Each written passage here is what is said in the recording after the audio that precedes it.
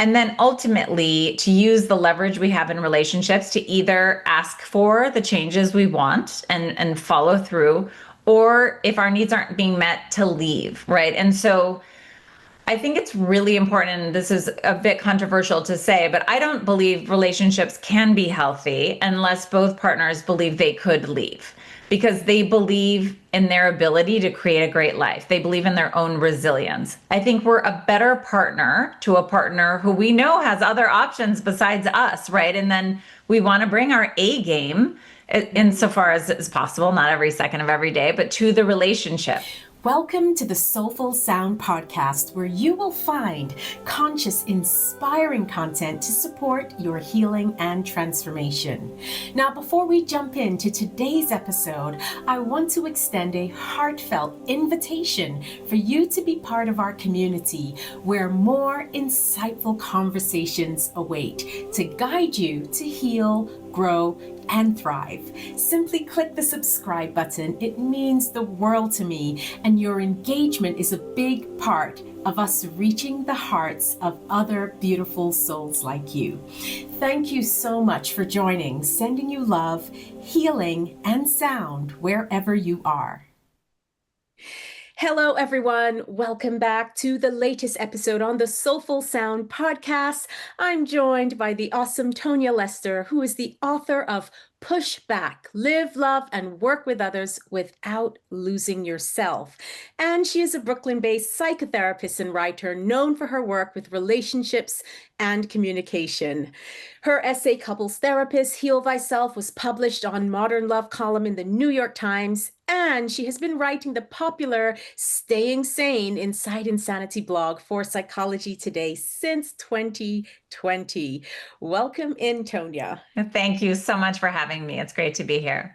Oh, such a pleasure. Now, I will say that I was really excited to have you on because a lot of the topics that that you talk about in your book and otherwise sit really well with me, and it really aligned with a lot of the work I do, helping women to speak up and create boundaries and be authentic and all of that yummy stuff. So I will be so excited to get your take on all of these amazing things. Great. I'm here for it. Yes. So I usually like to top and tail my podcast with what's your personal story. So that can be what drew you into the work you're doing or what brought you into writing this beautiful book. Yes, sure. I'm a therapist and started seeing couples pretty early in my practice and really found that not with everyone, but the same issues kept coming up again and again. I don't feel heard. I feel like I'm the one who always has to adjust. I ask and ask for what I need, and it's ignored until I completely flip out, and then I end up apologizing for getting so angry. I had so much optimism and felt like this relationship was so promising. And now I feel like he's as happy as a clam, and I feel like I'm slowly dying inside. So that is a pretty dark statement. At the same time, I'm very, very close to my sister, and she was someone who she thankfully is still here. She is someone who is very successful professionally, has many, many friends, has two wonderful kids. And I really watched her very unhappy marriage really kind of drain her life force over time. And I thought to myself, how is this happening to so many of us? How is this happening to so many of my clients? How is it happening to my beloved sister who has all these resources? And then I really noticed, and this is what the Times piece came out of, I wasn't speaking up myself. So I was teaching these skills and helping these couples and these women. And then I was going home and swallowing what I had to say, trying to avoid any conflict, deferring a lot to the needs of everyone around me. And then I thought, how is this happening to my clients? How is this happening to my sister? How is this happening to myself? And so I really, really started to work in my own life to walk the walk more than I was, and then decided to write a book. When you say the same things over and over, you start to think maybe there's a book here. So that's how the book was born. Yeah, that's beautiful. And I always find it interesting that we teach what we've experienced or what we most need. Hmm. That's a beautiful way to I guess heal ourselves, as you say, walk the talk, which is beautiful. Now, I'm familiar with that. I know for me, confrontation was a big one. And when I was able to reclaim my voice and really step into my power, everything shifted. However, there's a lot that happens unconsciously. So I'd love to know about that. Women who don't even realize, let's say, that they're suppressing their needs or their desires, or they're not always speaking up. I'd love to know more about that. Maybe some of the ways that people can start to notice, as well as what are the signs that they're suppressing, that truth. Yes, definitely. So women are really socialized to kind of be the keeper of the relationships. And I think that we think that keeping relationships harmonious is the goal, or and is kind of the best use of our time, is to make sure everyone's comfortable all the time. But of course, comfort really doesn't allow for growth. And I think we have to embrace the idea that conflict is a very, very vital part of healthy relationships. Not throwing things, not calling names, not scorched earth conflict, but reasonable,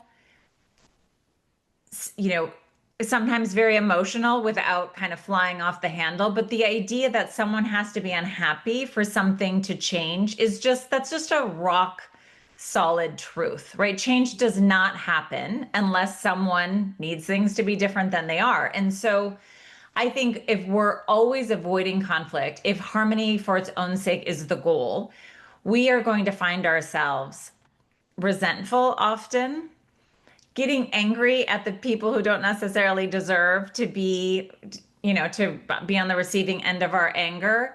Some women have described a real kind of flattening, which I would say is usually a precursor to depression, feeling like, the color and the spark has gone out of parts of their lives in many interactions. And so, what I like to point to is I call them the weather vane emotions, right? If you're feeling a lot of envy, if you're feeling a lot of resentment, if you're feeling kind of a lethargy, we have to look at, are we suppressing our voice? Are we ignoring changes that we know deep down really need to happen in order to avoid conflict?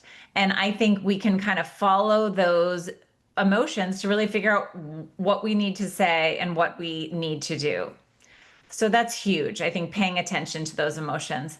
I also am a big believer in saying what needs to be said, but to the person who needs to hear it. And if you find you're talking to your girlfriends or to your coworker or bringing up the same thing, even with your therapist, at some point, like your therapist is not going to go home with you and fix your relationship, right? You have to tell the person who needs to hear it. And I think we have so much fear around that. So I talk so often with clients about preparing to approach hard conversations, how to manage your own feelings during conflict, what to do if your partner has a huge reaction. And all these skills are applicable certainly in romantic partnerships, but also with your kids, with your parents, with coworkers. And so I think that these managing difficult conversations is really a skill I think many, many people don't have. Yes, that's beautiful. Now, there are really quite a few nuggets I want to pull out of that, because I'm sure a lot of the content in your book is helping people do just that, have those hard Mm-hmm. conversations, being able to speak up in moments that, they really want to and desire or need to. So the first thing I want to say is, you said something along the lines of following your emotions to figure out what it is that you're feeling, so that you can name it perhaps and move through it. I'd love to speak a little bit about what that actually means. So, someone listening who says, well, how do I actually follow my emotions? To kind of have that spotlight on what really wants to be known. Mm-hmm. You kind of have to follow the breadcrumbs sometimes of your own psyche. And so, certainly, this is a lot of what we do in therapy, but I think there can be so much self knowledge work done through writing. I'm just a big, big fan. So, one exercise you could do is to say, I'm feeling a low level anger or resentment. Where do I notice that in my body? Oh, it's in my chest or it's in my gut. Okay, if I can sit quietly and ask that feeling itself what it needs from me, what comes up? Can we follow, like, you're not speaking up for yourself, or you keep allowing this to happen, or you aren't happy with how you're being spoken to or whatnot? Okay, this is the feeling. This is so I've started with the emotion, identifying the emotion, notice where it is in my body, ask the feeling itself what it needed from me, and then start to write out what are next indicated steps. And they can be very, very small. Do I need to, go for a run to get in a better mindset and then come in ready to have this conversation? In some cases, do I need to think about leaving my job? Do I need to turn down a Thanksgiving invitation from my in-laws because I'm really dreading it? Like, what is a small action I can take? And then actually, it's usually what is a big action I can take, and then can I break that into smaller steps? So you could talk this through with a friend, of course, any trusted person, or you can do it with yourself in a notebook. And I think it's really important for us to say not to ignore our feelings, not to try and push them aside or suppress them, because feelings are like water. They always come to the surface, and we want to be intentional about the way they come to the surface. Beautiful. Intentional. Love that word. So the other piece that came up, and you may not have meant it this way, but I'm going to frame it in the way that I'd like to ask the question, which is that we really need to speak to the person that person that we need to speak to, not necessarily all of our friends, all of our family, everyone else, and not to that Hmm. person. So there's something in personally for me, the question is around not just speaking to the person, but how speaking to everybody else can impact you when you have the story being repeated, like you said, whether it's therapists, friends, family, how that can be turned into so many different versions before it gets back to the person that you actually want to speak to. So, what's a healthy way to navigate the difference between having the support and then having the story exaggerated, perhaps, Yeah. into taking it to the person that you really need to have the conversation with? I love that question. I think that this is so important because we do need relationships thrive in supportive environments, right? And I think we do need a village to cheerlead us and support us, or sometimes to tell us, I don't think this is working, or I did not like the way they were speaking to you. Like, I think it's good to Yeah. have other people aware of what's going on in our relationship. I think where how we can best use our community for support is one, it's definitely okay to talk to people outside of the relationship. But if you're angry or if you're feel hurt or sad, don't go talk to your friend who's never been that wild about your husband. Like, I don't think that's a great idea. Don't go to the person who always just tells you what you want to hear. Don't go to the person who's just going to fire you up even more than you already are. The best thing is to go to a person who is generally very supportive of the relationship, likes your partner, is rooting for you, and see what they have to say. The other thing is, if you're going to like more than two people, I think you're ready to have the conversation. Like you're saying, you don't want to be a whole chorus, of voices in your head, but by the time you finally say something. So I would say go to people who love you, are supportive of the relationship, believe your partner is a good person. That is a good person to bounce things off of. I also think if you find yourself repeating yourself, if you feel like your friends are maybe getting kind of frustrated at you because you're talking talking talking and then not taking any action, those are things to be aware of, because we want to make sure we're trying to process and get feedback and not just looking to be affirmed and told we're right. We want people who will love us and support us, but not kind of blindly will tell us whatever we want to hear.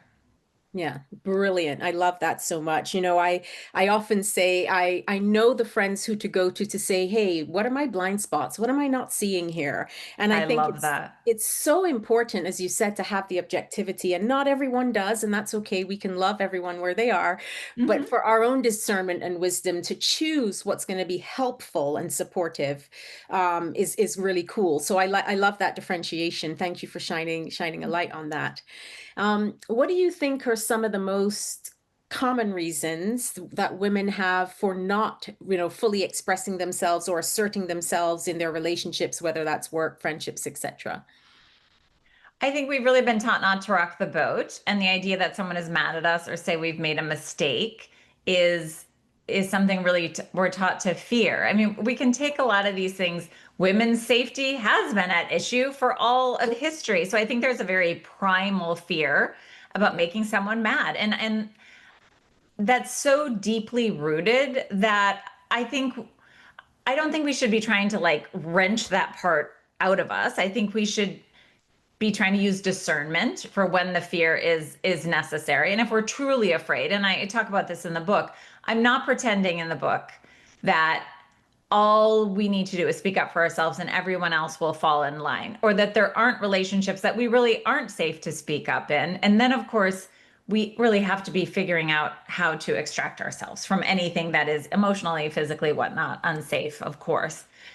But beyond that aside, those more extreme relationships aside, I think the idea that someone else is unhappy is something that women have been socialized to fix, right? It's like we're supposed to throw our body onto any hand grenade or fire or whatever that's coming up, even when it's really, really not our issue to solve. And there's a difference between being a supportive partner and feeling like you have to fix every obstacle in their life. But I think definitely we are taught to measure our success by how happy everyone is with us, how pleasing people are finding us all the time, and that's very dehumanizing, right? We can't be a full person, our full humanity, if the idea is that we only exist to like make other people happy and solve problems.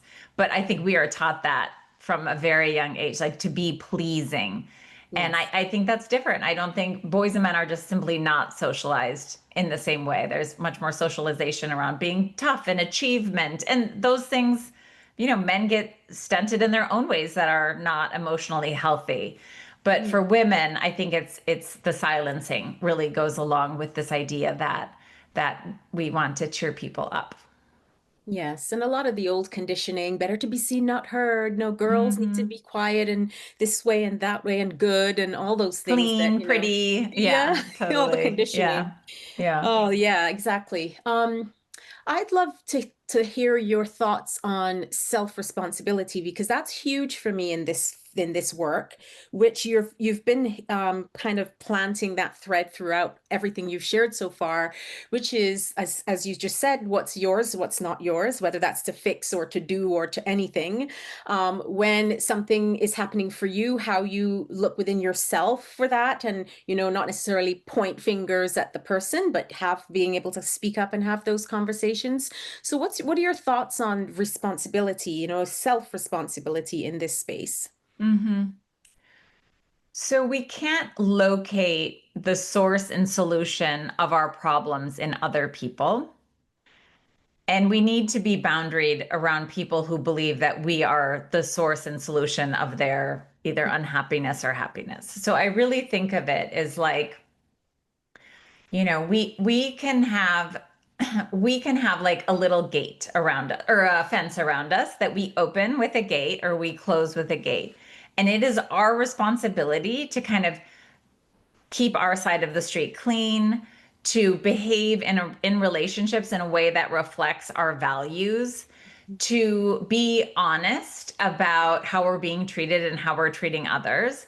And then ultimately to use the leverage we have in relationships to either ask for the changes we want and follow through, or if our needs aren't being met, to leave, right? And so I think it's really important, and this is a bit controversial to say, but I don't believe relationships can be healthy unless both partners believe they could leave because they believe in their ability to create a great life. They believe in their own resilience. I think we're a better partner to a partner who we know has other options besides us, right? And then we want to bring our A game insofar as is possible, not every second of every day, but to the relationship. And I think that the idea that we feel like we can't leave, like because our children or because we made this commitment or whatnot, I think it disincentivizes both of us then to work on the relationship. So to me, the responsibility is I have one life. I need to live in a value directed way. I need to take responsibility for my behavior all the time. Adults are always responsible for their behavior, full stop. And if a situation is painful for me and I have tried to change it and it feels like it's intractable, then I can make decisions about what's next without sort of lamenting that someone else can't be different. Yes, yes, I absolutely agree with that. I grew up with a mother who would say that relationships aren't meant to be a three-legged race. And I remember often saying to friends, you know, people often throw out the term, oh, meet my other half. And I intentionally would walk around saying, meet my other whole. So I really Love it. relate to that because I feel very much that is exactly what is needed. Not to say, of course, that I got it right all the time, but the understanding or perception of I have to be okay on my own so that we come together on two legs rather than one, you know, tying one together and hoping that if one leaves, you know, we can still stand strong. So Yeah. it's really, really, really beautiful. And I think I would highly agree, you know, whether it's I'm sure there are a lot of people who'd be like, what? No, I want to be in a place where, but I love that. I absolutely do. I am crazy about your mom saying. I've not heard that before. And it Mhm. really fits in with my feeling that, relationships have to be collaborative. There are two people contributing to kind of filling the pot of your relationship. And then sometimes you need more, sometimes your partner needs more. It's not even, right? Yeah. But the idea that it's reciprocal and collaborative is something sometimes I feel like we miss. It's like the best relationships have two people who are running on both legs, Yeah. right? And able to contribute, not Yeah. just take. Yes, absolutely. Reciprocity. That's beautiful. Now, there's something in the book that I love, and you speak about, well, you kind of encourage women to be difficult.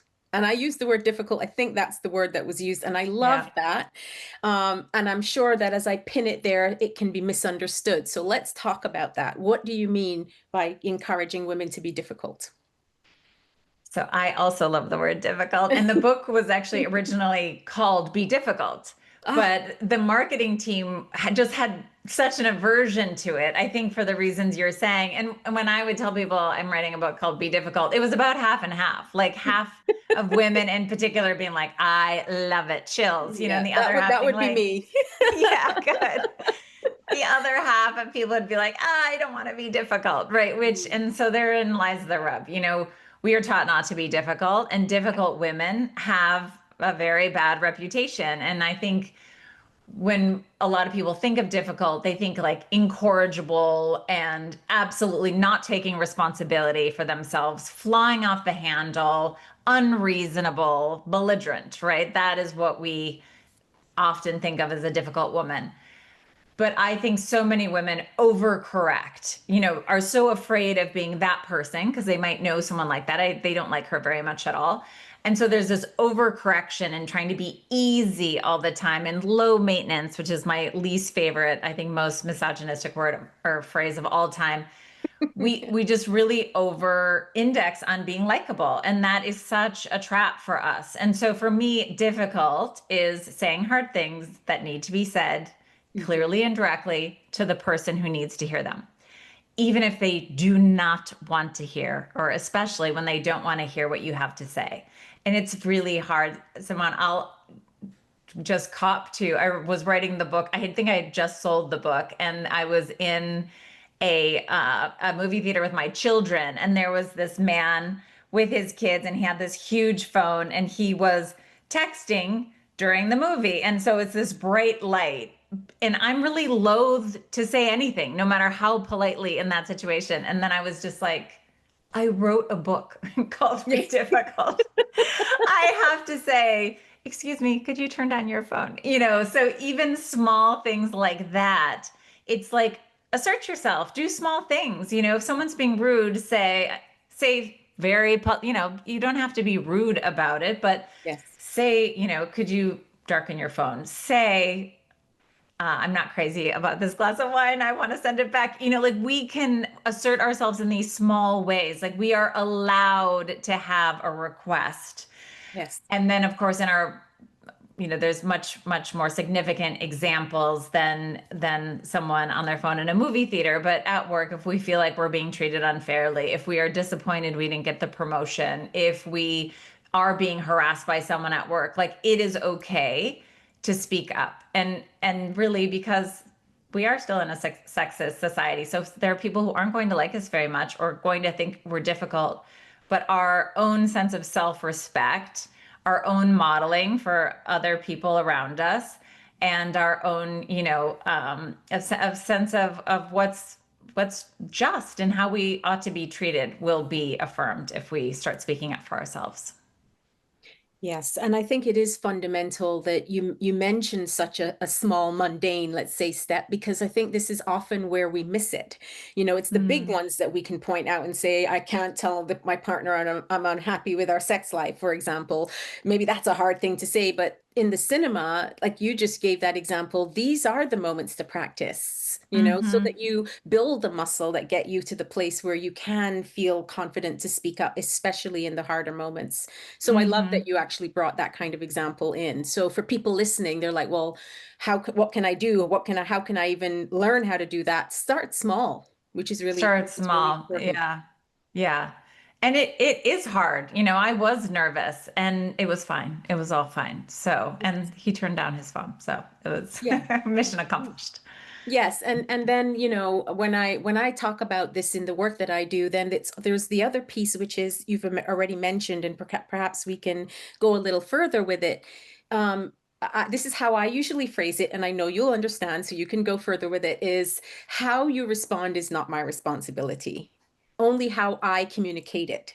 And if I say something in a place in a way that's polite and kind, and I'm not being rude, I'm just making my request known, then how you respond is your responsibility. And there's always that kind of dance between two people. So coming back to that responsibility again, equally knowing this ain't mine, and your Hmm choice of behaving rude or not is yours alone. How do people in moments where it doesn't necessarily come across in the way that this guy's like, oh yeah, no problem, I'll turn down my phone. What if people respond in a way that's not healthy or kind, or what's the step that someone else would need to take then? Yes. So I 100% agree with everything you just said, and this idea that we can only control ourselves and what we put out in the world. We don't know. And I think the fact that we cannot control other people, I think is like the misery of all of our lives, right? Like even when I talk to people about parenting or whatnot, it's like if I'm perfect, no one will ever, everyone else will respond in kind and behave well. And that's 100% not true. And even this guy, he didn't yell at me, but he wasn't like no problem either. He Okay. was very kind of, he was not happy with me. And so I think there's two pieces here. One is, I'm not responsible for how other people react to me. I am always responsible for how I behave. And then also understanding that we are going to have our nervous systems are going to be activated if someone is angry with us. And different people have different tolerance. But sometimes I will be with a client who will be like, it was so embarrassing. Someone on the subway was like yelling at me and I burst into tears. Most people burst into tears if there's a person who seems unsafe and is yelling at you on the subway, right? Like that's a normal kind of a nervous system reaction. So even this guy in the cinema, nothing bad happened, but he was like, giving me dirty looks or whatever. And I had to take a deep breath and say, I didn't do anything wrong. I just asked him to turn off his phone. Everyone always feels defensive when they're called out. He's also having a normal reaction. And I can just sit with this, I can breathe through it, and I can refocus my attention on the movie and my two children with me and have this little bubble around us. But I don't want to indicate that this is easy or that you'll stop feeling badly or shaken up. And then that's when you go, met my husband for dinner after. I was like, this man at the subway, and he was so obnoxious, and then I had that affirmation and was like kind of able to put the incident to rest. And so we cannot control how others react. Yeah. We also can reasonably expect to have a reaction to how they react. And I don't think we should beat ourselves up too much. I think we should have compassion for ourselves when we feel a little agitated because we have a negative energy coming towards us. Hmm. Answering what you said, or did I get off topic? Absolutely. Okay. No, no, absolutely. Yes, it is that. Well, very practical ways to deal with it, which is to kind of pause, recognize, again, it's not yours. Also have an outlet that you can vent and allow Mhm. yourself to release and let go to. All beautiful, practical response. I love that very much.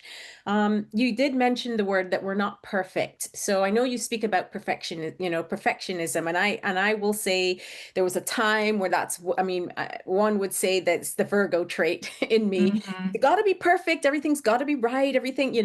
And blasting that out of the water, I recognize what I read, which is it's not about excellence. It's about anxiety or Mhm. even lack of control or whatever it might be. So I'd love to know more about that. I also struggle with perfectionism. It's like, I think that we are spoon fed from Instagram, like beautifully organized cabinets, or just people, women who seem to have it all together. I think we are fed this myth that, again, if we do everything right, our lives will be happy and smooth and conflict free. And of course, that isn't true. Even for the Yeah. influencers, that's a complete lie.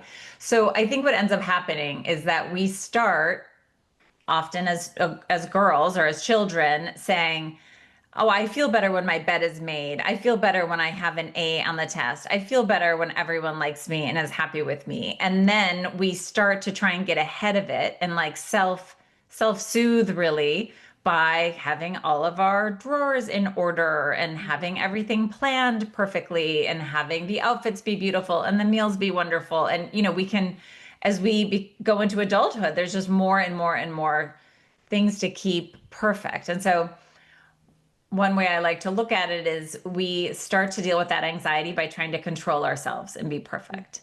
And then we are still anxious, sadly. And so then we move onto our environments and we try to control our environments. And then eventually that also doesn't work. And then the next step is we really try to control the people in our environments, and they don't like that at all. And it doesn't work on top of everything. And so I think that we oftentimes are believe the myth that things can be perfect and that our problems are because things are not perfect. When in Mhm. fact, embracing the beauty of life and our humanity is to say that it won't be perfect ever. And Yeah. things can be a mess and I can still be a functioning person.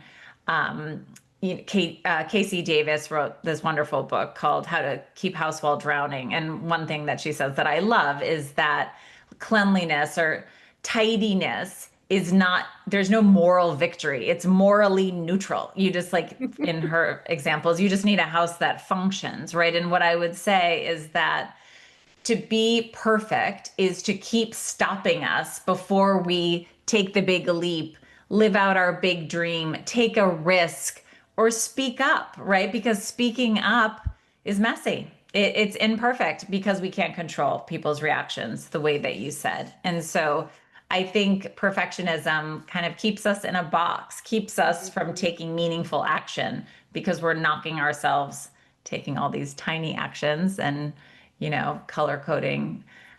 I mean, I'll be honest. I do all these things still, but many of them. But definitely trying to relax and to understand that my life doesn't have to be perfect before I take a chance on myself or speak up in some way. Like I can present my real self and ask for what I want, even if the kitchen is very, very messy. Yes. So, yeah. Leave the dishes alone. Yes, leave the dishes on, get out and do what you need to do. Yeah, Yes. nothing will be perfect. Exactly. I mean, I will say in my experience, having children really helped me with that. And it was, Mm, for me, it was about, like you say, the mess. For me, it's just, I like order, I like tidy, I like clean. And having children does not allow for that. You need, and it's also so beautiful, the creative play, the mess, and my sister taught me gave me a beautiful example when I went to visit her when my boys, who are now adults, when I have three beautiful kids, adult kids, mm. but when my boys were young and we went to visit my sister's house, she said, "You know what? Let's make this wall in the house a blackboard." And she got out this paint and she put these kids to paint the walls so that when it dries, they have something Amazing. to draw on.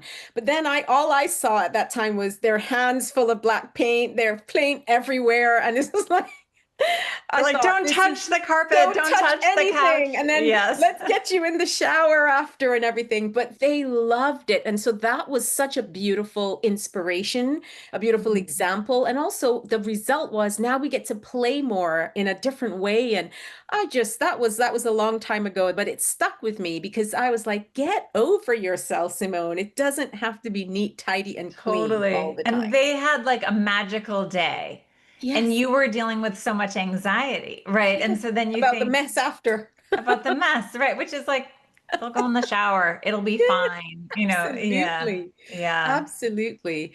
So I think it's beautiful that we can, when we catch ourselves, in these moments and we can shift them. So what are some of those strategies? Not necessarily in the example of mess or the environment, but sometimes it's the inner, I need to be perfect within me, not just what's going Hmm. on the outer. What are some of the practical things listeners can pull from that they can go, oh yeah, I do that. Now, how do I change it? Hmm.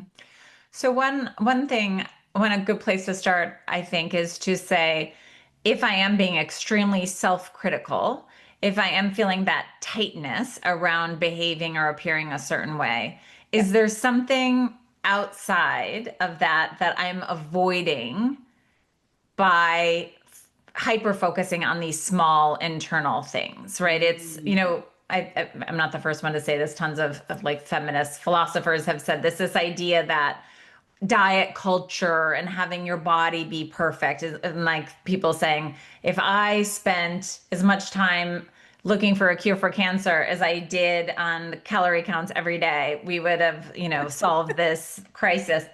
So it's really looking at, am I distracting myself with some small thing that feels very urgent to control in myself so that I don't have to look at my relationships? So I don't have to, take the test to get into graduate school that I want to do so badly, but I'm so afraid I won't pass or so afraid of what the outcome will be. So what am I avoiding with my perfectionism, right? What is this anxiety meant to control or solve for? And is this an accurate solve? And I think 99% of the time we'll say no, no, Yeah. dieting will not cure cancer. Make Mhm. organizing my fridge will not help me pass the test. I need to kind of move my focus, move my energy towards something that is more productive in getting the things that I want. And so that's one way. Like, what is my self criticism really doing to my life? That's definitely where I tell people to start. Yeah. Um, and then I just lost the thread. I'm sorry. No, that's okay. It was, I mean, maybe you were going to go into another strategy once they've kind of found that, oh, this is the small thing that's shielding the big thing. And how do I kind of look into it? But we can always circle back. Yes, okay, thank you. Yeah. I No, of mean, we course. want to be aware, having to be perfect makes our life very small, right? To use your wonderful example with your sister, the kids would have stayed very clean if they had their outfits and they sat in a chair and they had their hands in their lap and they didn't speak when spoken to. That isn't your fantasy of parenting. That isn't the So not. mom you want to be. But in Nope. that moment, that kind of perfection would feel very safe to you, right? Would feel like, okay, no one's going to be upset. It's not going to be a mess. And really, and your sister, was like, how can these kids have a magical fun thing and play? And there's no magic without mess. Like, that's going to Hmm. be my new bumper sticker. We I need love that. to let things go for the magic to happen. No magic without mess. Listen, let that land, people. And that goes across so much. I mean, we gave the example again of the external, environment, but it's true for the internal environment as well. The changes we want to make, like you said, change isn't comfortable. It's messy. Mhm. So there's no magic without mess is such a beautiful kind of flowing, I think, theme across everything, which is really beautiful. I totally agree. That's completely right. Our inner mess, too, is the Yeah. only thing that leads to insight. It's the only thing that leads to self-discovery, and it's the only thing that leads to change. Mm, yes, I hold to that. You used the word overfunction earlier when you were talking, and I know you talk about this in your work. So I'd love to know, what does it mean to overfunction in relationships? Hmm. So over functioning is taking responsibility for other people, is trying to manage their reactions before they have their reactions themselves. And oftentimes it's just picking up the labor of home and family life. And right, we Fair Play by Brodsky and dozens of books about how women overfunction so dramatically in terms of meal planning, housework, parenting, while also working. And there's so much research around this that will just make your head explode into a million pieces. But the one that kills me is that women who are married to men have 7 more hours of housework they do every week, whether they have children or not. Like the spouse just creates that much work as opposed to sharing the responsibility. So what we find is if men are single, they do more housework, and if women are single, they do less. And I imagine the standards for the women and the men are the same, whether they're married or not. It's just who is doing that labor. And so that's definitely what I mean when I'm talking about over functioning. It's other people dropping the ball. And instead of us letting the ball lie there and having them deal with like the natural consequences of their behavior or inaction, we swoop in and we grab the ball for them. And so then we are doing the over functioning. And that is because of the perfectionist piece, and that women really are judged more harshly. There's tons of research to support this. Women are judged more harshly when the kids are a mess and the home is a mess and everyone's late for school and you didn't sign the report card slip. We are judged more harshly, but we really need to. I don't want to say that we need to make these changes. We need to allow other people to step up, which often means letting the ball drop completely and seeing what happens, demanding change or requesting change, and then deciding whether we're going to stay if someone won't partner with us in the with the reciprocity that we were discussing earlier.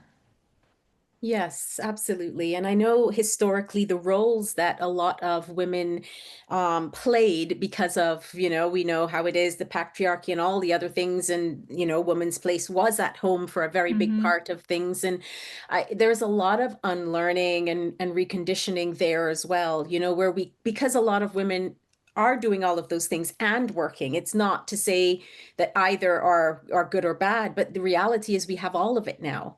And so I Mm-hmm. do think that that's really important to acknowledge. So I'd love to, role play is not the word, but I'd love to kind of play a little bit with what happens when that's the example. So listeners are like, "Oh my gosh, that's my partner. I'm always cleaning, I'm always cooking, we're both working." How do they tell their partners let how they can step into that partnership together? Because you use that and I love that word. Mm-hmm. So, whenever we're going to have a hard conversation, I really recommend letting your partner know and sort of prepare mentally that we are going to have a hard conversation. And so, to say something like, I'm feeling like I'm doing too much of the housework. And so, I want to renegotiate our agreements on who does what. So, when's a good time to talk, right? Like, Beautiful. set the stage. Let them know ahead of time, like what's happening now isn't working, right? You know that this is going to be a serious conversation. And then when you sit down, speak as clearly and directly as possible. One thing I think we do when we're nervous is we do so much preamble, or so much like, the old sandwich technique of like positive, negative, positive. What researchers found is that sometimes people would just miss the complaint.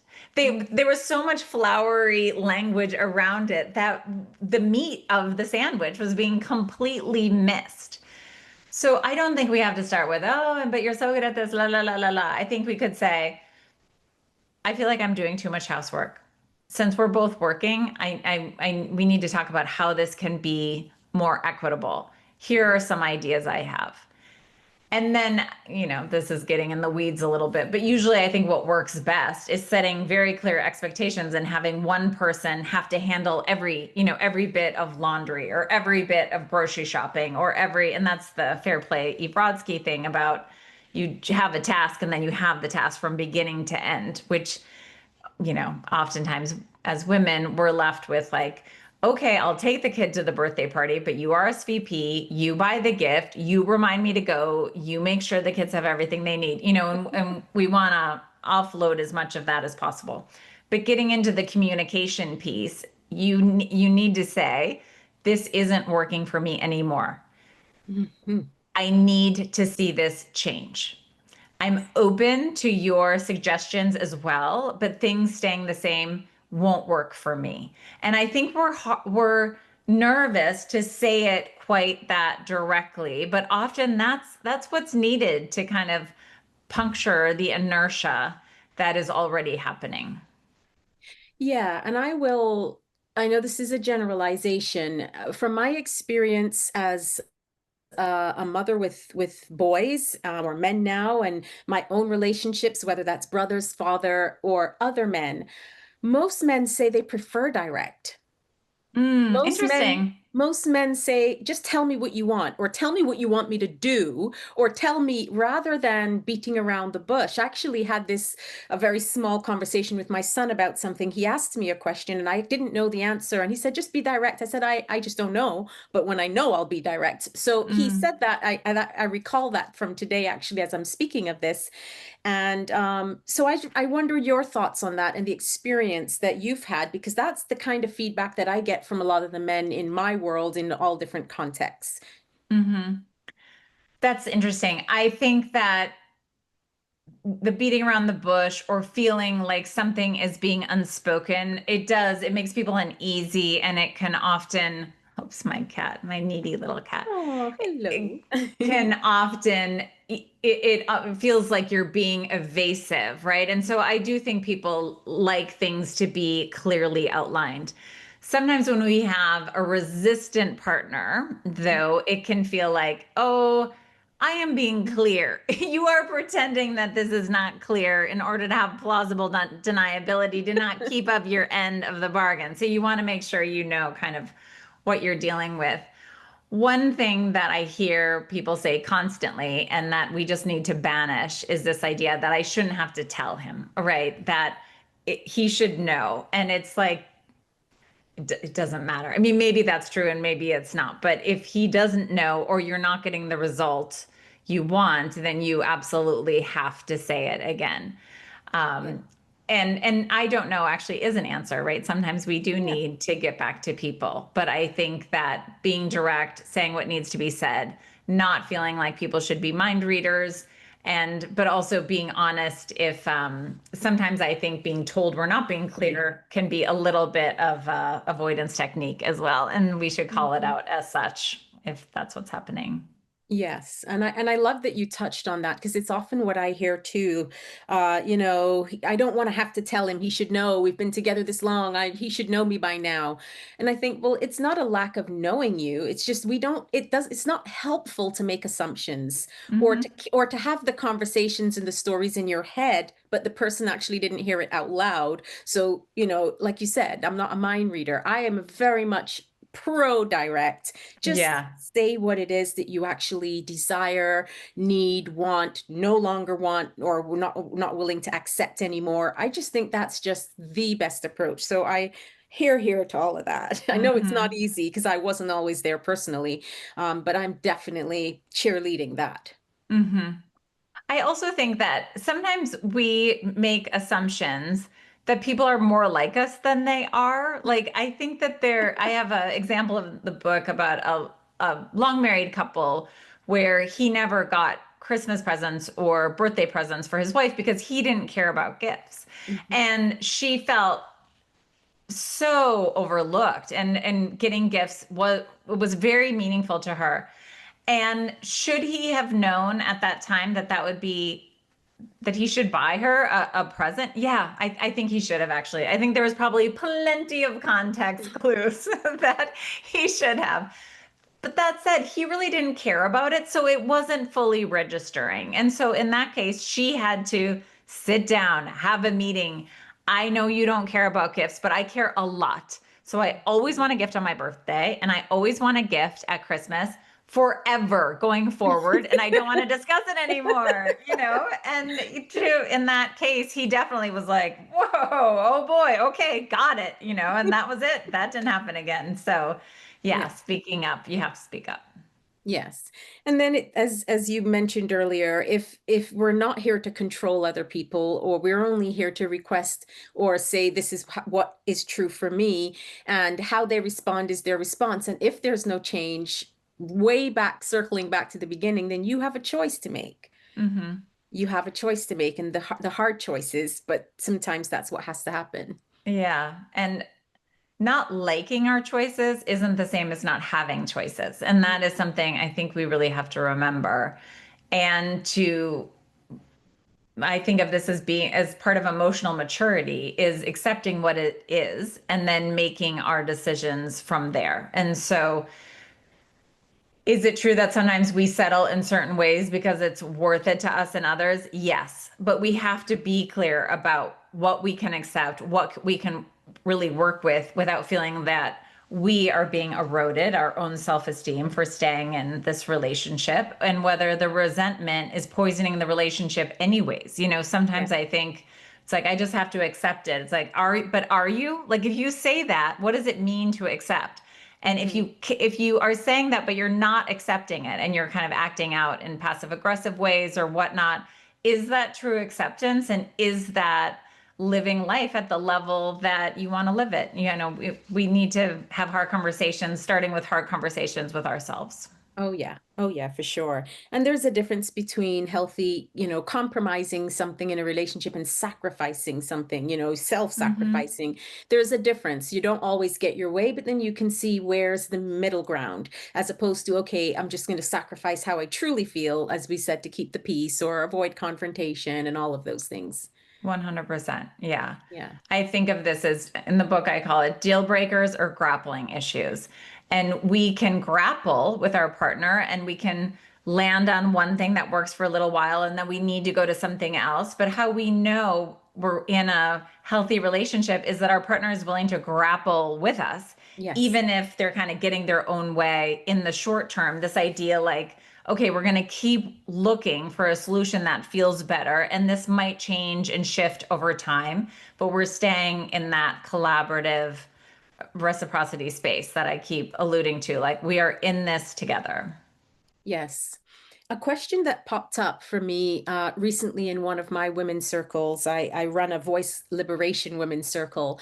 And I'd love to hear what you say, because I feel so resonant with a lot of what you're sharing. And I just think I'd love to know Tonya's take on this. Those moments where you express something that is true, you're direct and you're clear. Later down the road, maybe not much later down the road, you, in your own processing and reflection, you think, you know what, I'm not sure that I actually do really think that or believe that. And so you have the option to say, actually, I changed my mind on this. How do you help people approach those moments where, well, you said that and you were so sure, and now you changed your mind? Make it clear. What do you want? That kind of situation. I'd love to know about that from you. Yeah, I love that question because I think we have to be, it's a time we have to be so humble in ourselves, you know?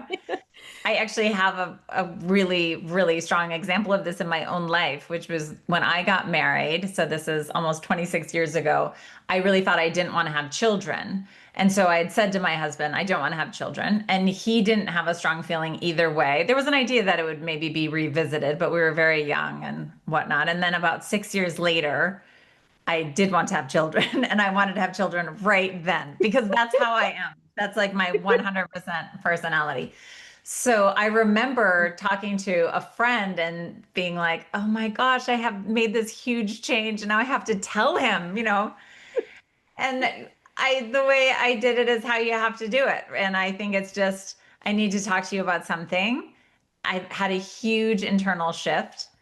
I don't know how you're going to react, so I am nervous about this conversation, but just need to share what's coming up for me. And in that case, it was like I do think I would want children, and I actually kind of feel ready, and I understand that it might take a little time for you to adjust to this new knowledge. And I want to hear what you have to say, and I want us to work this out together. But this is feeling extremely strong and extremely organic for me.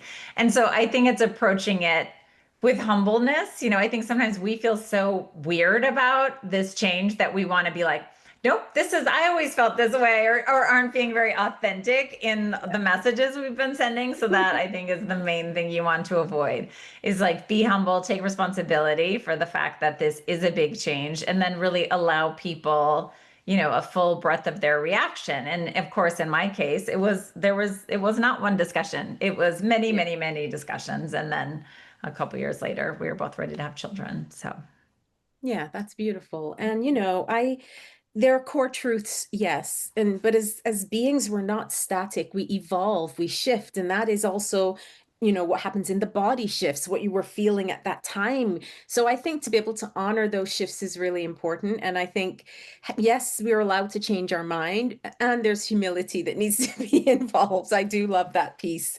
So yes, I'm really excited to share this bit with my community, because that question came up, and I absolutely love your response. So thank you, and for sharing your story, because that is a of big course, change. That is a big yeah, change. yeah. There's a word that gets thrown around a lot today, and that's gaslighting. Hmm. I'd love to know I guess, what gaslighting is to you. What's the definition for you? And what are some of the best ways that people can respond if that happens? So I think of gaslighting as being kind of deliberately misled to question your own judgment or question your own sense of what is real and what is not real. So it's very nefarious. And I think the word gets thrown around too much, because sometimes what might look like gaslighting is really simply a disagreement, right? Or just seeing things very differently, that's normal, right? We're two different people. We're going to see things differently. Gaslighting is more intentional. And I think if you're being gaslit if you really start doubting yourself in ways that are not typical, right? Hopefully, as an adult, we know ourselves well enough to be that if we're constantly doubting our judgment in a certain way and it feels new, we can think, oh, something isn't right here. And I really do believe in trusting our gut in this way. I don't think we need to build a big case about exactly what is happening and to nail it all down. This idea that I'm having a lot of this internal insecurity that doesn't feel right to me, to me, there's some kind of corrosive conversation that's happening. And so if we're being gaslit in a relationship and what we're being told is true is not what we think is true, we first need to really lay out the facts for ourselves of what we see. And this can be when it's really helpful to have a friend or something say, oh, no, that isn't what happened then. I think that can be very, very helpful. Yeah. And then, of course, we need to push back and say what we see is true. But if you're being gaslit, you have to look right away whether you want to stay in this relationship. Like, there's no like benevolent gaslighting if we're using the real Yeah. term, right? It's not true, and it's meant to diminish us. And so, yeah, I believe I have a whole chapter in the book that talks about these different types of corrosive conversation. Gaslighting, blame shifting is another big one. Love bombing, and these are communication techniques that are meant to control. And if you're dealing with it, you want to call it out hard. And if the person doesn't immediately take responsibility and adjust their thinking and look hard at why they're doing this, and hopefully enlist a professional to help them get to the bottom of that, I would leave. I mean, I know that sounds harsh maybe, but you have to be able to trust your partner, at least their intentions, right? And so we need to really be real about what someone has to offer us. Yes, absolutely. And I'll follow that up with another question because I'm sure there are people listening or who will eventually listen to this who might notice that there are a lot of things that need to change in their relationship, but they might find it's hard to leave because it's like it's one thing, as we know, to leave, to want to leave, or know it's time to leave, or feel like it's a good thing, but we don't know how, or Hmm. it's just those kind of moments. So what would you suggest to women who might choose in the moment to stay in a relationship even though she knows it's hurting her or it's not what she truly wants anymore? Hmm. I love this question, and I think it's very realistic, both because we can't immediately make a decision to leave. And also, if there's love there, and typically there is, it's very hard to kind of to remove an attachment, Yes. even if we know that it's hurting us. So there's two things I advise. One is to make sure we are resourced in other ways. And we think of resources like material resources and money, and that's important. I've had women in my office say, I want to leave so much and I can't because I haven't worked for all this time. He has supported us.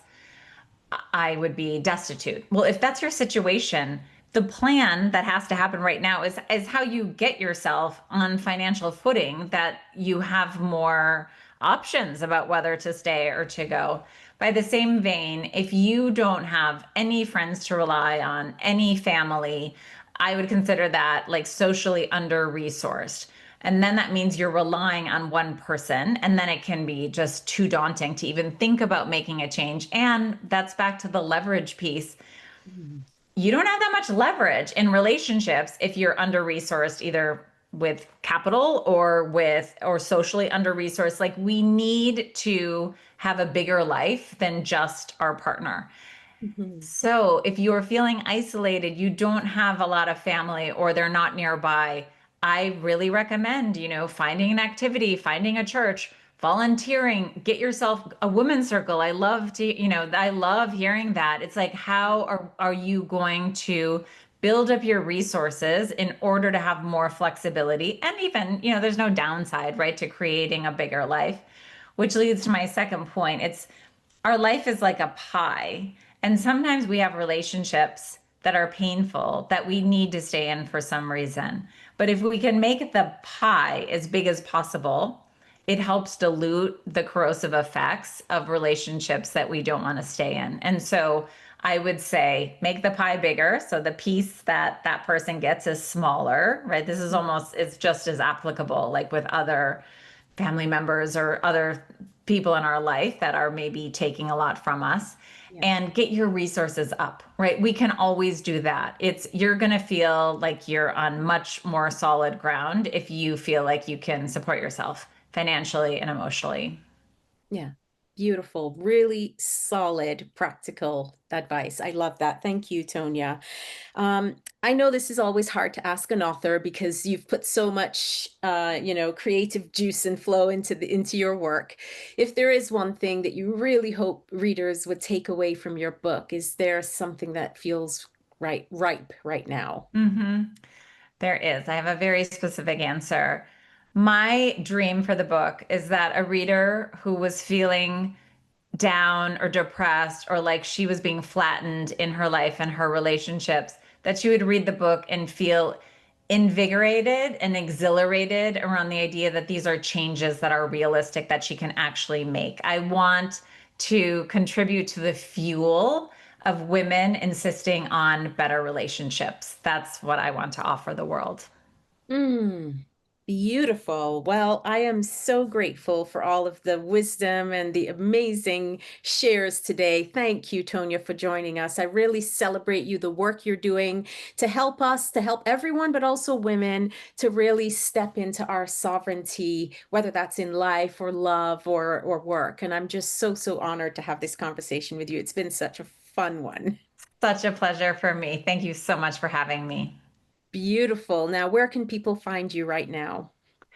I'm on Instagram, Tonya Lester Psychotherapy. Also, I have a newsletter that you could find on my website, tonyalester.com, and there's some free resources on there as well.